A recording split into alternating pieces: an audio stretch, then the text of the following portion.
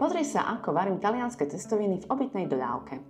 Prírodu mám rada a rovnako tak aj chutné jedlo. A keď cestujeme, varím väčšinou rýchle jedla.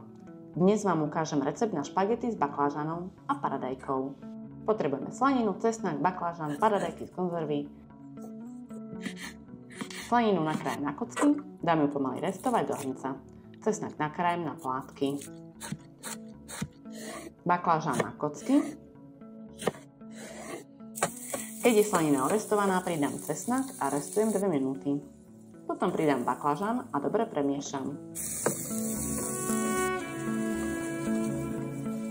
Takto to restujem ďalej. Dám variť vodu na cestoviny. Voda zovrie rýchlo, takže to dávam až neskôr. Pridám čili. Tuto mám talianske peperoncino. Z petržlenej vňate otrhám listky a posekám ich. Do omáčky pridám teraz paradajky. Nechám to takto variť. Dochutím soľou. A až teraz dávam variť cestoviny. Táto omáčka sa varí o niečo dlhšie a preto v podstate špagety stačí variť aj neskôr, aby sa nezlepili.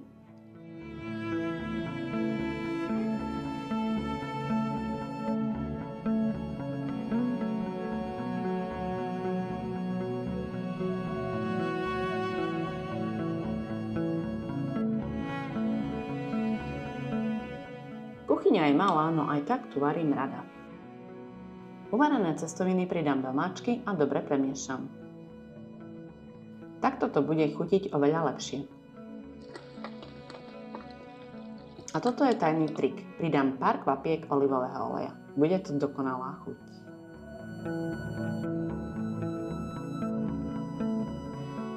Na vrch už len postruham parmezán alebo pecorino. Dobrú chuť a ideme hneď na výlet.